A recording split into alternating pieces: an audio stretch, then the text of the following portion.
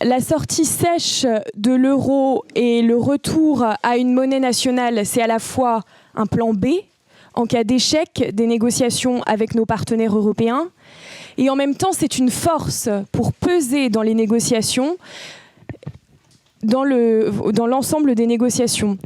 La France, elle a un poids très important au sein de l'Union européenne. La France, c'est 20% du PIB de l'Union européenne. Donc on peut se dire que dans des négociations sur les traités européens, elle peut mettre tout son poids pour refonder l'Union européenne, l'Union économique et monétaire européenne.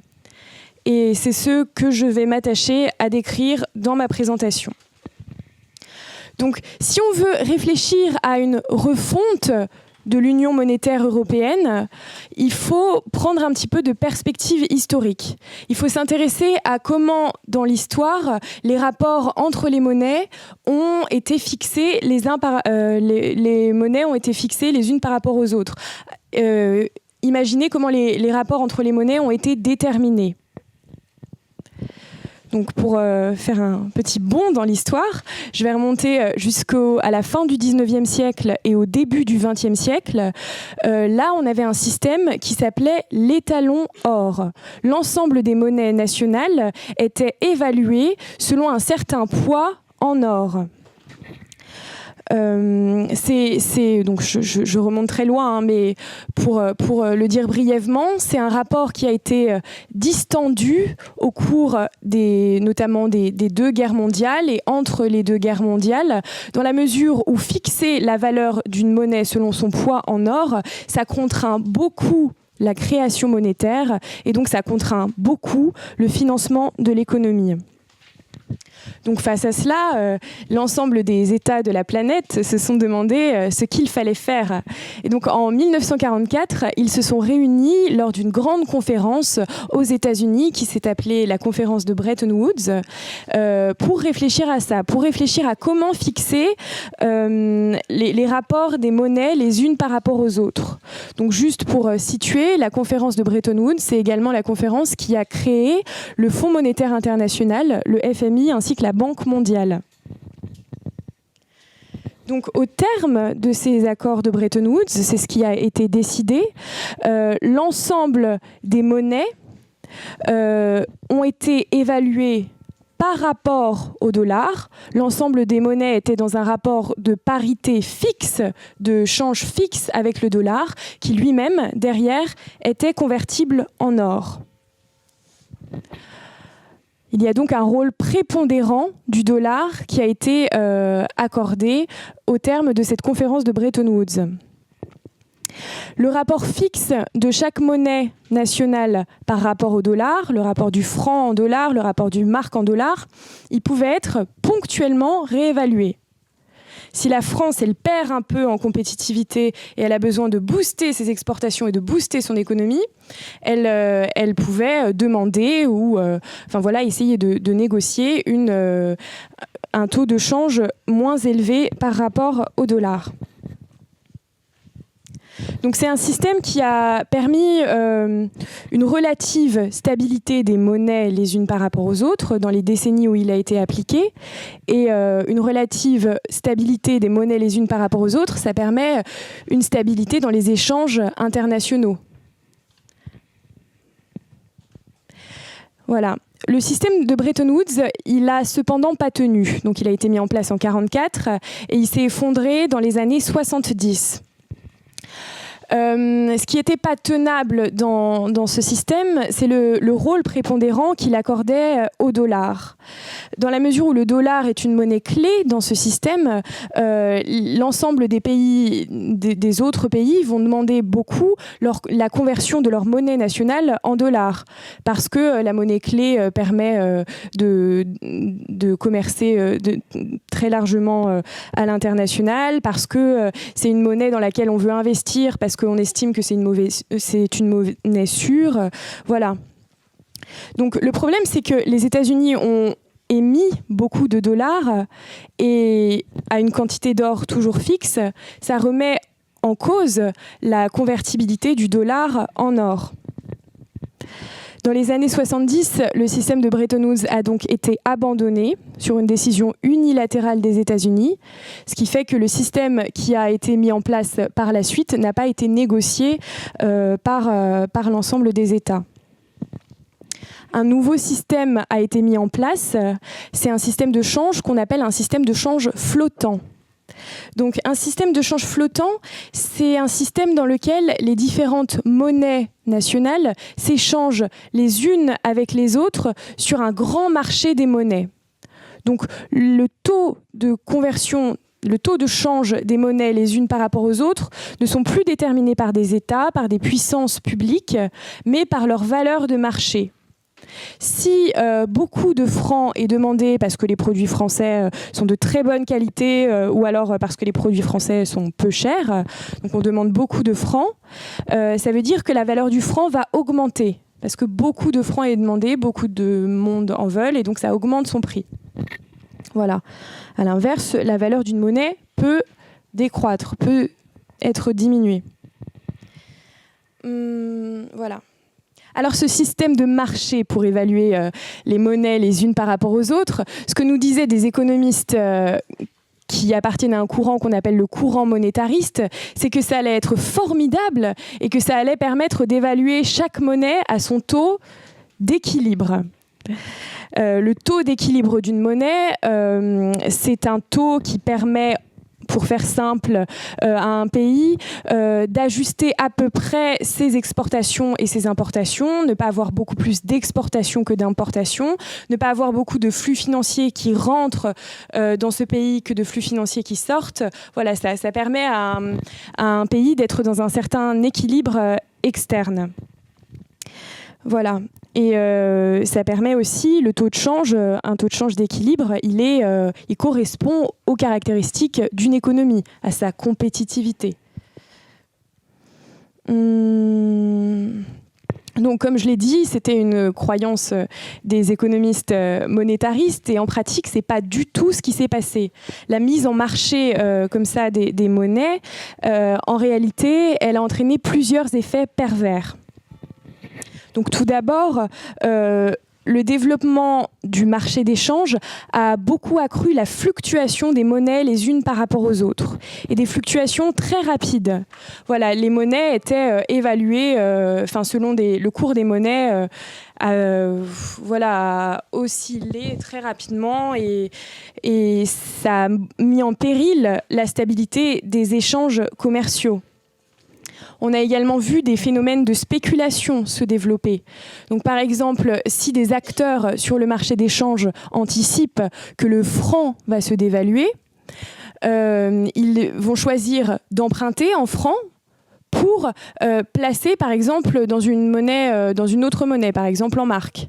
Et si le franc se déprécie effectivement, s'il perd effectivement en valeur, derrière, ils auront moins à rembourser. Nos opérateurs du marché d'échange qui ont emprunté en francs. Donc c'est très bénéfique pour eux. Et donc ce marché d'échange a permis à ces phénomènes de spéculation de se développer. Donc en pratique, on a un système où les transactions du marché d'échange se sont complètement déconnectées des besoins de l'économie réelle. Normalement, on achète une monnaie ou on demande une conversion de sa monnaie dans une monnaie étrangère pour acheter des biens. Voilà, pour par exemple pouvoir importer un bien de l'étranger. Là, on a un système de change qui s'est déconnecté de la sphère réelle de l'économie.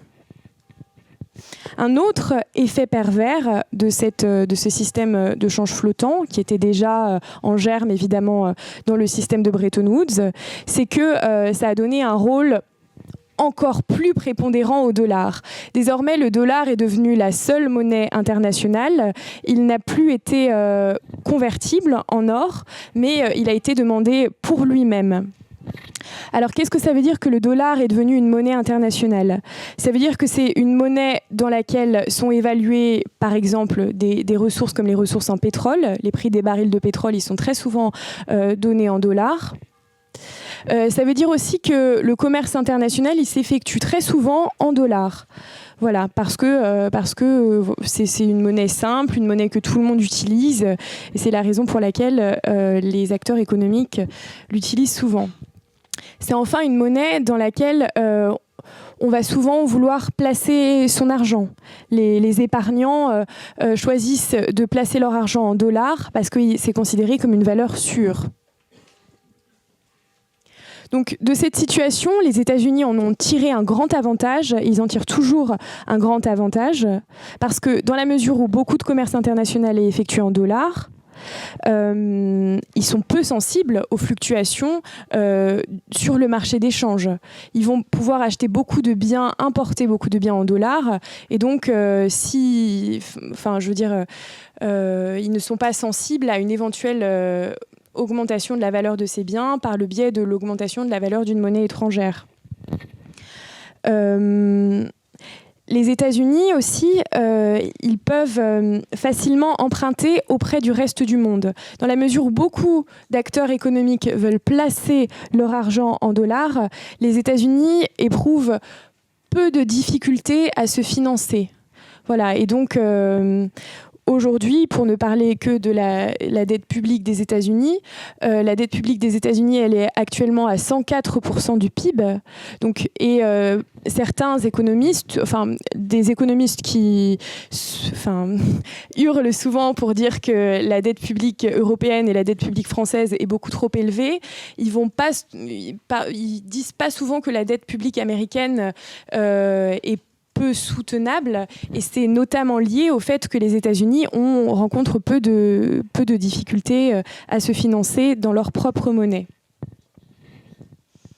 Donc on est dans les années 70, on a un système de change flottant qui a été mis en place après le système de change fixe de Bretton Woods. Donc nos monnaies, nos pays européens, ça les a beaucoup embêtés parce qu'évidemment, ils ne sont pas monnaie internationale, ils ne sont pas États-Unis, etc.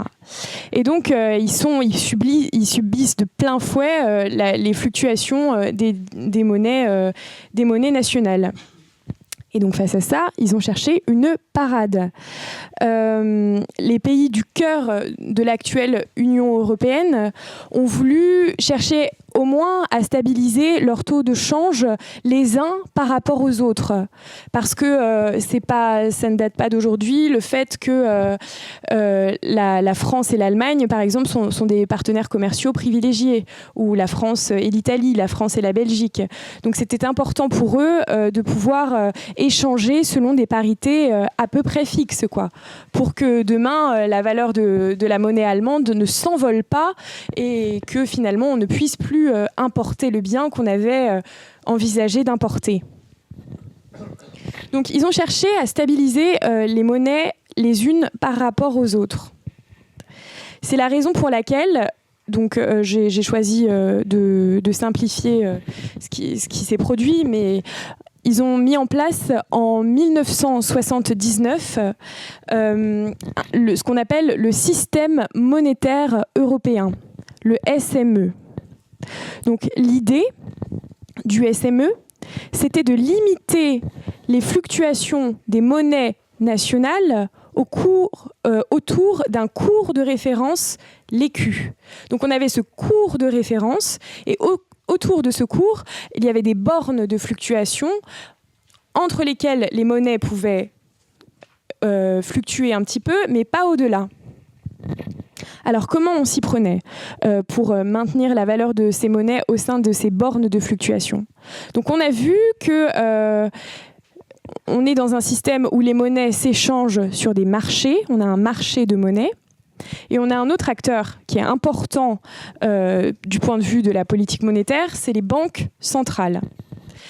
Les monnaies, quand il y a beaucoup de demandes pour une monnaie, quand beaucoup de personnes veulent acheter une monnaie, elles ont leur valeur qui augmente, qui s'apprécie. Donc les banques centrales, elles peuvent intervenir sur le marché d'échange pour, par exemple, acheter du franc quand sa valeur est un peu trop faible et pour faire en sorte que la valeur du franc augmente. Donc là, ce système, le système monétaire européen, il reposait sur une intervention des banques centrales afin de limiter des fluctuations trop importantes des monnaies des pays participant au système monétaire européen. Ce système, cependant, le système monétaire européen, il n'a pas duré, il a été complètement ébranlé dans les années 90 et il a rencontré dans son fonctionnement 2 écueils. Au début des années 80, on est avec donc Mitterrand et la gauche au pouvoir, s'est posé la question pour la France de dévaluer massivement pour pouvoir relancer son économie. On l'a vu ce matin, et d'évaluer, ça permet notamment de booster ses exportations. Et ça permet de renforcer sa compétitivité vis-à-vis de l'extérieur. Donc la France aurait pu avoir une politique de relance en dévaluant massivement. Le problème, c'est que dans le cadre du système monétaire européen, la France ne pouvait dévaluer qu'un tout petit peu, dans certaines limites, et pas au niveau de ce une grande partie de la gauche aurait voulu faire.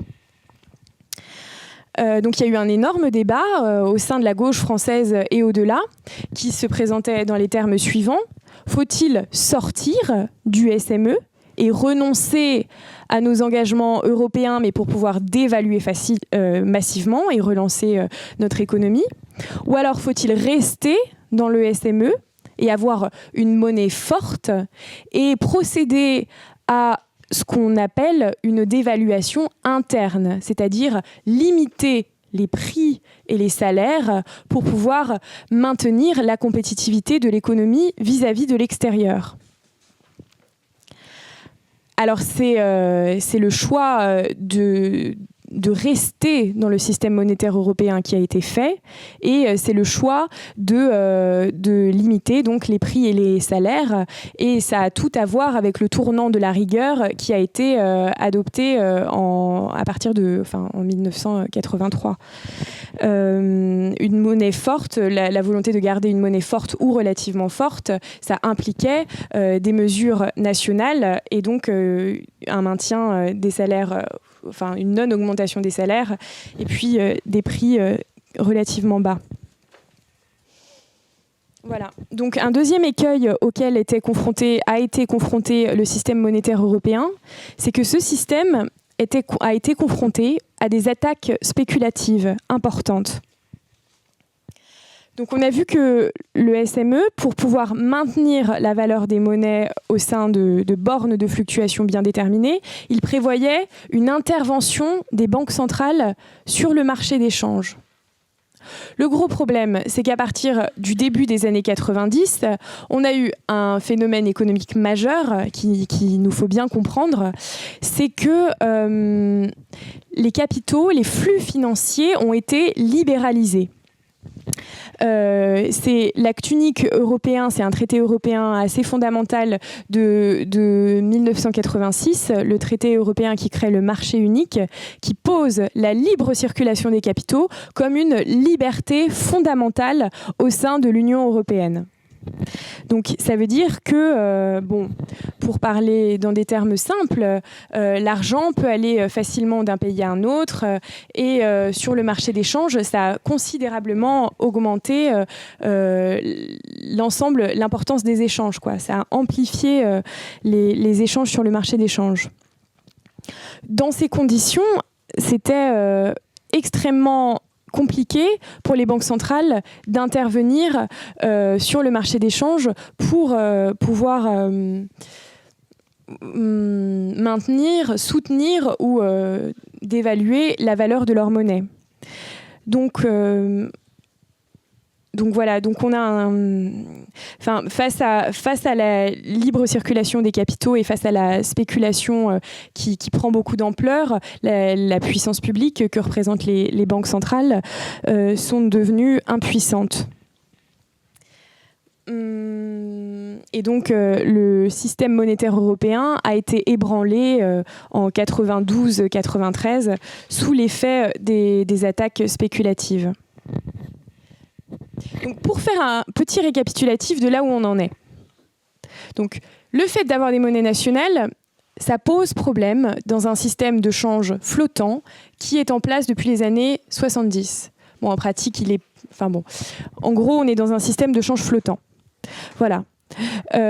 Une parade comme celle qu'a constituée le système monétaire européen, elle est sensible à la spéculation sur le marché des changes.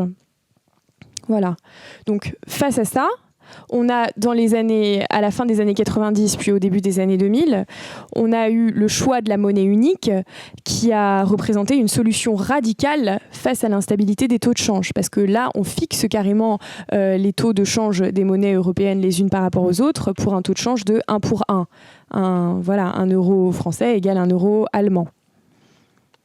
Donc voilà, donc on est dans une situation complexe où on a vu que plusieurs architectures monétaires, la monnaie nationale, le système monétaire européen, la monnaie unique, posent problème. La monnaie unique, elle pose les problèmes qui ont été décrits par Aurélien. Elle implique une politique monétaire unique pour un ensemble des pays de la zone euro qui ont des structures économiques hétérogènes. Donc, dans cette situation, on peut essayer de réfléchir à une nouvelle architecture monétaire européenne. Une architecture monétaire européenne qui tiendrait compte de ces différents paramètres et qui serait beaucoup plus appropriée. Alors, la réflexion, en ce moment, elle commence à... C'est une réflexion qui a eu beaucoup lieu dans les années... Au début des années 90, avant la création de l'euro, sur quel pourrait être le régime de change, la convertibilité qui serait optimale. Et donc ensuite, elle a un peu été moins vive, mais je dirais qu'elle reprend aujourd'hui. Et le sommet du plan B qui est intervenu en janvier 2016, elle a relancé cette réflexion sur quelle pourrait être l'architecture européenne optimale pour les pays de la zone euro. Donc plusieurs systèmes en réalité pourraient fonctionner, pourraient permettre à l'économie de beaucoup mieux se porter. Moi, je vais vous présenter un des systèmes, une des architectures monétaires qui pourrait permettre d'améliorer la situation. C'est le système d'une monnaie commune européenne. C'est un système qui est décrit notamment par des économistes comme Jacques Mazier ou l'économiste Frédéric Lordon. Voilà, je vais essayer de le présenter de manière simple. Je sais que c'est des questions complexes, mais c'est important que nous, citoyens, les comprenions. Et je précise bien que la réflexion est toujours ouverte sur les différents systèmes qui pourraient fonctionner. Donc l'euro, monnaie commune, qu'est-ce que ça voudrait dire ? Donc dans un système d'euro-monnaie commune, on conserverait un euro, mais un euro qui serait utilisé comme une monnaie internationale, qui serait utilisé uniquement pour les transactions, pour les échanges entre les pays de la zone euro et avec l'extérieur de la zone euro. Par exemple, pour les échanges entre la France et les États-Unis, on passerait par l'euro, monnaie commune. En même temps, on a cette monnaie chapeau, l'euro monnaie commune, et au sein de la zone euro, on pourrait introduire des euros multiples, des euros nationaux.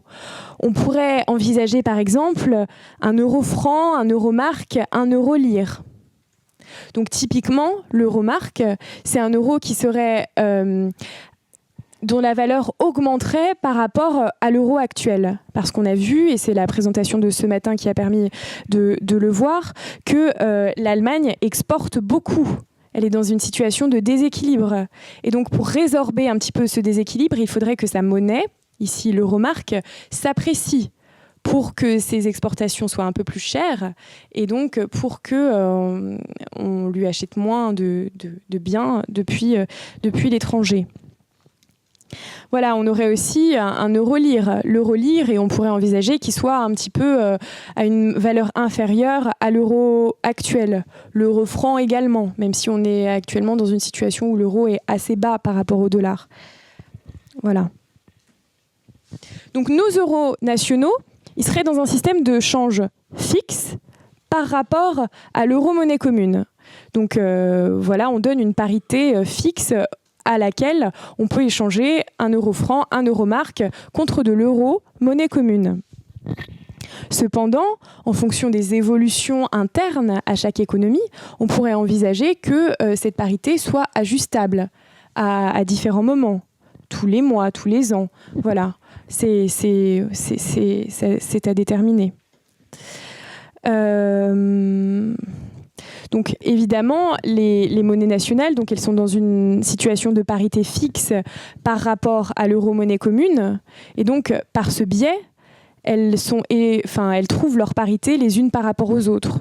Donc voilà, l'euro-franc est échangeable par rapport à l'euro-monnaie commune, qui lui-même est échangeable par rapport à de l'euro-marque, et donc ça détermine un taux de change de l'euro-franc par rapport à l'euro-marque.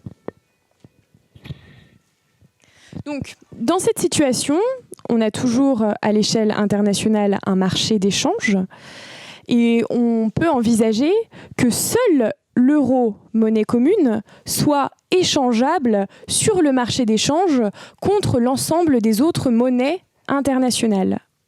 Ça veut dire que sur le marché d'échange global, on peut échanger et vendre de l'euro, monnaie commune, librement. Cependant, les monnaies nationales, elles ne sont pas échangeables sur ce marché d'échange international. Et à l'échelle de la zone euro, et c'est là un point important qui peut être stratégique, on peut envisager que ces monnaies nationales ne soient convertibles les unes par rapport aux autres qu'au sein d'un guichet, au sein du guichet par exemple de la Banque Centrale Européenne, qui assumerait une fonction de bureau de change. Ça veut dire qu'on n'a plus de marché d'échange intra-zone euro, qui, comme on l'a vu, un marché d'échange, ça entraîne des fluctuations très importantes des monnaies les unes par rapport aux autres. Et un marché d'échange laisse la possibilité d'une spéculation contre les monnaies qui, à nouveau, accentue ce qu'on appelle la volatilité des monnaies, donc leur fluctuation très rapide et préjudiciable aux échanges. Donc on a une convertibilité de guichet à la Banque Centrale Européenne. Et on peut très bien imaginer que on est une politique qui privilégie les échanges des monnaies les unes par rapport aux autres pour faire des échanges de biens au sein de l'économie réelle, pour importer, exporter des biens, davantage que pour faire des échanges qui soient purement financiers, qui soient purement spéculatifs. Sur le marché d'échange international, donc là où on peut échanger librement l'euro monnaie commune, notre euro monnaie commune, il fera une sorte d'écran. Sa valeur, elle pourra fluctuer, mais disons que de ce point de vue-là, la valeur des monnaies communes, enfin, disons que ce sera une grosse monnaie qui correspondra à une zone économique assez vaste. Et donc, de ce point de vue-là, sa valeur évoluera un peu moins. Et donc, on peut envisager que ça protège les monnaies nationales contre des fluctuations trop importantes du marché d'échange. Voilà. Donc, un tel système d'euro monnaie commune qui donc est prôné par plusieurs économistes actuellement, des économistes qui préconisent une monnaie commune dans des modalités un peu différentes en fait. Voilà, d'un point de vue technique, il y a des variations. Je pense que c'est ouvert à débat et c'était aussi l'objet d'un sommet comme le sommet du plan B. Mais c'est important que nous on comprenne ce qui se joue à cet endroit. C'est important que nous on comprenne comment l'architecture monétaire peut être refondue et en saisir une une des modalités. Il me semblait que c'était une bonne manière d'illustrer et d'avoir une idée de ce vers quoi on peut s'orienter. On peut envisager que dans un système de monnaie commune, comme celui que je vous ai présenté, la possibilité pour les différents États d'agir sur leur taux de change, donc de potentiellement d'évaluer lorsqu'ils en ont besoin. Des pays comme l'Espagne, la Grèce, le Portugal auraient immensément besoin de dévaluer leur monnaie. Ça leur permette d'à nouveau être dans une situation économique beaucoup plus prospère, de s'acheminer vers cela. Et on peut imaginer que ça fasse converger les économies européennes. L'euro était censé faire converger les économies européennes dans le discours dominant. Ça n'est pas ce qui s'est produit. Mais un système un peu plus souple comme celui-là, avec des taux de change ajustables et en même temps un chapeau monétaire, ça pourrait permettre d'être plus adapté et d'assurer cette convergence. Et à terme, on peut tout à fait imaginer que dans 10 ans, 20 ans, 30 ans, on puisse à nouveau utiliser une monnaie unique européenne sur le modèle de l'euro actuel. Voilà. Et donc, ça pourrait être une étape intermédiaire pour sauver l'Europe.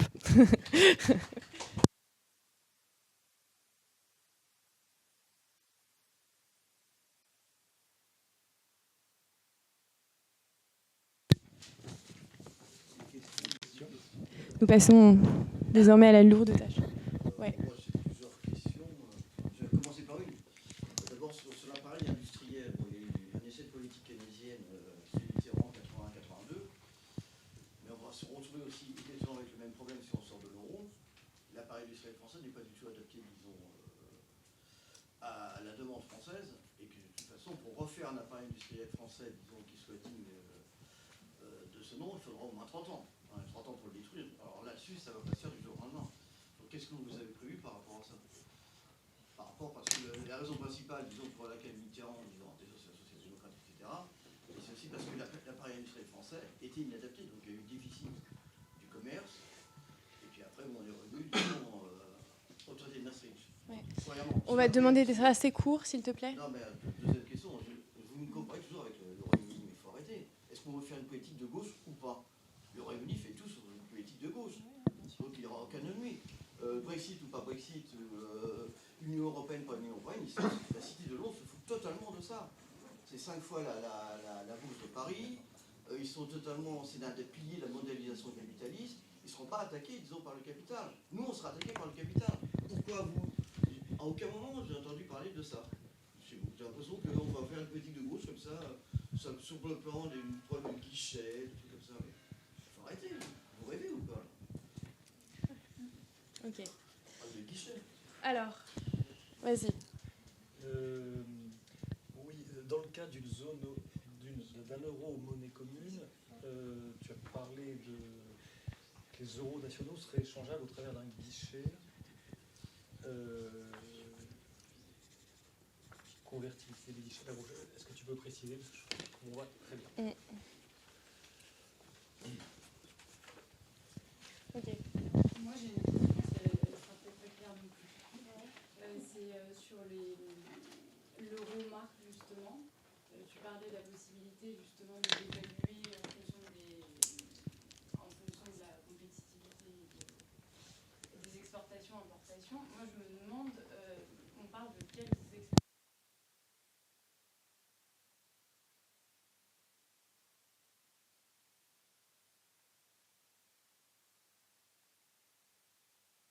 En fonction de la balance commerciale, justement, allemande. Ouais. Est-ce qu'on parle de balance commerciale au sein de l'euro ou à l'extérieur? Enfin, Ouais. quel impact aussi ensuite ça aurait sur le reste des membres de la zone euro?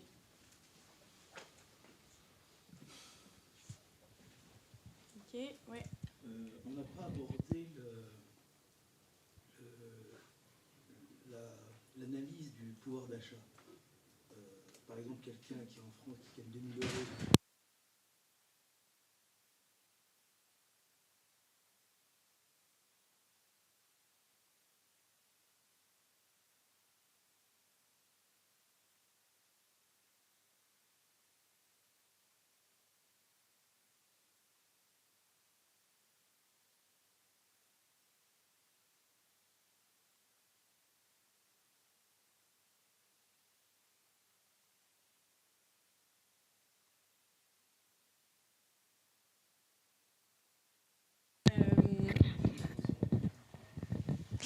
Ouais, on va commencer à répondre.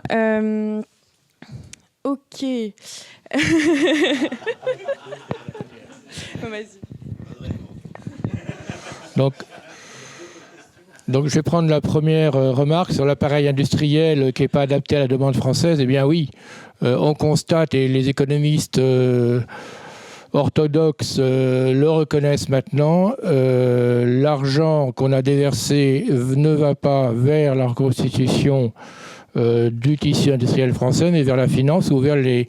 Et c'est même, j'ai entendu, je crois que c'était le directeur général du Crédit Mutuel, c'est quand même pas un gauchiste, qui disait que tout l'argent va, que les investisseurs prennent l'argent dont ils disposent pour investir dans l'immobilier. Et qu'eux, ils sont coincés, les banques, entre la préconisation de faire attention à la qualité des emprunts et au fait qu'on leur demande de prêter. Donc c'est vrai qu'il y a un gros problème. Et c'est dû aussi à l'ensemble de l'économie du temps court. Nous, notre programme est plus vaste et il faut réhabiliter le temps long. Donc ça, c'est toutes les mesures de notre programme qui répondent en fait à la question. Un autre point, c'est l'éducation. Et j'ai aussi entendu que le niveau de l'éducation en France, malgré tous les efforts que l'on fait, n'est pas à la hauteur des enjeux et que si on investissait en France sur l'éducation comme on investit en Amérique ou ailleurs, eh bien notre PIB augmenterait. Je ne me rappelle plus les chiffres, mais il y a une corrélation entre le niveau d'éducation, et notamment dans le primaire, avec l'augmentation du PIB. Donc là aussi, c'est un point d'action possible. Mais ce n'est pas le point d'action monétaire. Alors, est-ce que tu veux que je réponde sur la notion de guichet ? D'accord. Alors la notion de guichet, en fait, ça veut dire quoi ? Ça veut dire que l'euro, enfin, ça, tu contrôles ce que je dis, l'euro ce sera la monnaie pivot. Et tous les jours, ou toutes les semaines, moi je pense personnellement que ce sera tous les jours, il faut savoir que tous les jours, les banques prennent en compte la variation du taux de change. Elles reçoivent dans la nuit les résultats des marchés du change de la veille et ils l'appliquent dans leur logiciel. C'est tous les jours que ça change. Hein. Donc on peut très bien tous les jours adapter chaque valeur de la monnaie à l'euro. Et en fait, quand on parle de dévaluation, il faut bien comprendre que c'est quel est le terme, une réajustement global. Tantôt, c'est-à-dire qu'il y a une concertation. C'est pas chacun dans son coin dans ce système-là. La BCE jouera le rôle de concertation. Et à ce moment-là, il y aura une négociation. Telle monnaie doit être dévaluée, telle autre doit être réévaluée. Et on refixe pour chacune des monnaies ce rattachement à l'euro. Et donc, de proche en proche, le rattachement de chaque monnaie par rapport aux autres au sein de la monnaie commune. Alors le guichet, bon, c'est une image. Ça vaut bien pour le liquide Alors l'euro-marque, bon, je sais que les échanges, sauf erreur, les échanges avec l'Allemagne, c'est effectivement 50% de notre, je crois, de notre déficit commercial, pas beaucoup plus qu'aux États-Unis. Et je pense que quand on parle de déficit commercial, globalement, c'est justement par rapport à l'ensemble de la zone. Mais ça... Alors, le pouvoir d'achat, parité atteinte, là, j'avoue que je n'ai pas très bien compris la question. Bon, alors, moi, je commence... Je reprends sur l'appareil industriel français. Juste pour dire que là, l'industrie... Non, alors juste pour le programme politique de manière plus large, indépendamment de cette présentation, on a la chance d'avoir deux coordinateurs programmes qui vont venir faire une intervention demain. C'est présent dans le programme. C'est la dernière intervention, ce qu'on a appelé clôture politique, et qui seront à même de répondre sur la question de la politique industrielle. Voilà. Ce qu'on peut dire, cependant, c'est que la mise en place de l'euro, elle a été assez préjudiciable pour l'industrie française. Et de ce point de vue-là, il y a plusieurs analyses qui soulignent cet élément, le fait que l'industrie française, par rapport à l'industrie allemande, se situe sur des biens de moyenne gamme, tandis que l'industrie allemande est sur du haut de gamme. Donc, de ce point de vue... Sans doute. Donc voilà. Donc... Pour le Brexit, oui, clairement, c'est clair et net que c'est c'est une politique, une mesure qui est accaparée par les forces conservatrices et qui va servir à mettre en œuvre des politiques néolibérales. Après, pour rebondir sur la politique industrielle, il me semble avoir vu une information passer sur le fait que Theresa May et le nouveau gouvernement anglais, britannique, allaient mettre en place une politique industrielle. Ça montre peut-être qu'en dehors des règles extrêmement restrictives de la concurrence au sein de l'Union européenne, on regagne peut-être des marges de manœuvre.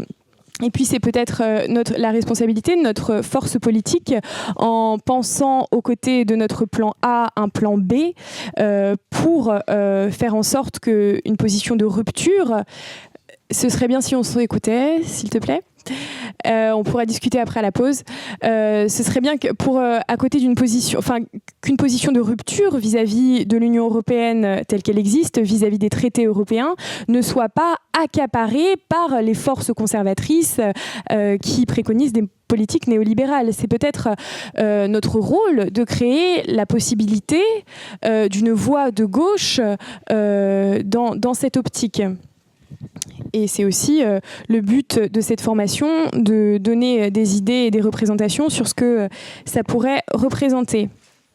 Alors, pour la convertibilité de guichet. Donc, en gros, ça veut dire que j'ai des euros francs, je veux avoir des euros marques. La conversion ne se ferait pas sur un marché des monnaies. Ça veut dire que moi, particulier, entreprise, banque, je vais me présenter auprès d'un bureau de change. Enfin voilà, après on peut envisager différentes manières de mettre ça en place, mais je vais me présenter auprès d'un bureau de change qui, lui, va échanger mes euros francs contre des euros marques. Et ça permet de contrôler la quantité de monnaie qui circule dans une certaine mesure et la quantité de monnaie qui s'échange. Il y a une forme de contrôle d'échange qui est mise en place. Voilà. Et donc, ça permet de contrôler la valeur des monnaies les unes par rapport aux autres et par rapport à notre euro-monnaie commune. Et donc, pour répondre à ta question sur la balance commerciale, par exemple, de l'Allemagne, je crois que l'Allemagne est excédentaire, oui, c'est le cas, à la fois vis-à-vis de l'Union européenne, des autres pays de l'Union européenne, et vis-à-vis du reste du monde. Et donc, il s'agirait, dans cette optique, de résorber cet excédent aux deux échelles.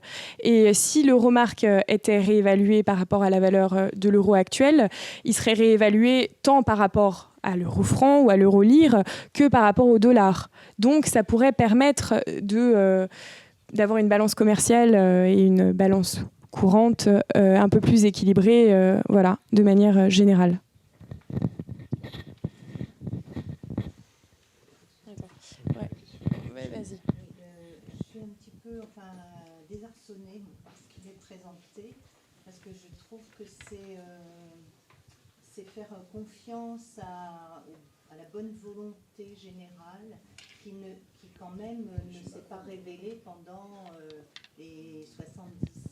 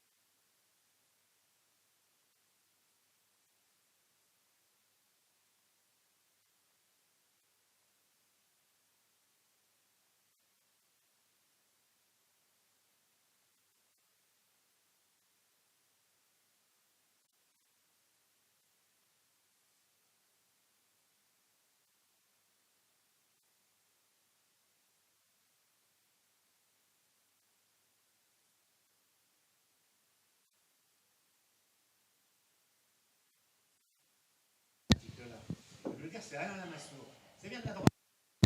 Effectivement. Et parce qu'avant, dans les traités européens, il n'y avait pas de clause de sortie jusqu'au traité de Lisbonne, ce qui est au niveau du droit international strictement interdit. Et c'était voulu. Mais ils se sont dit quand même, si jamais il y a un problème, on sera retoqué et on nous dira les traités ne sont pas bons. Donc ils ont introduit dans le traité de Lisbonne cet article 50, qui là est maintenant dedans. Donc il fait 13 articles, 13 lignes à peu près, et il est expliqué que chaque État de l'Union économique européenne peut, s'il le souhaite, sortir de l'Union conformément à ses principes constitutionnels. Ouais. Oui. Existe. Donc, partant de ce truc-là, le reste, tout ça, c'est des thèses et des machins. Comment c'est exposé dans le parlementaire actuellement, c'est l'Europe, ce qui est un peu impropre, c'est l'Union économique et monétaire, on la change ou on la quitte. Et maintenant, c'est sortir des traités européens. C'est ça qui nous intéresse politiquement. Juridiquement, actuellement, ce n'est pas possible. Alors, je vais t'interrompre parce que juste pour dire, l'objet de ces présentations, c'est d'entrer un peu dans la théorie, de démocratiser les débats qui ont lieu actuellement dans la sphère universitaire, académique, et pour savoir aussi ce vers quoi on peut tendre si on sort des traités européens. Ça veut dire que potentiellement on sort de l'euro. Qu'est-ce qu'on propose ? Et donc, par exemple, une monnaie commune, ça peut être une proposition majeure pour un nouveau système monétaire européen. Je veux dire, si on sort, une fois qu'on est sorti, on n'a plus du tout de gros chapitre par rapport à ce qui se passe dans l'Union économique. La France, comme je l'ai dit au début de ma présentation, c'est quand même un sacré pays au sein de l'Union européenne. Non, mais on peut leur proposer des choses. Dans l'ordre, c'est bien ça qui est proposé politiquement. C'est une tentative. Il faut la quitter pour la changer. Non, mais c'est une tentative. Si ça marche bien, ça marche pas. Ça marche pas, c'est autre chose. Ouais, mais bon, ça ne peut pas marcher. Confère ce que les gens de Saint-Jacques Général, on lui reposera la question. Mais en soi, je pense qu'on... C'est la réalité des textes et des traités et du droit européen et de la Cour de justice. Non, t'inquiète. Alors, on est tout à fait d'accord. Je te propose qu'on soit encore plus d'accord autour d'un petit verre. Et demain, on a une clôture politique pour être extrêmement pointu sur ces questions. Je vous remercie beaucoup et je vous souhaite un bon appétit.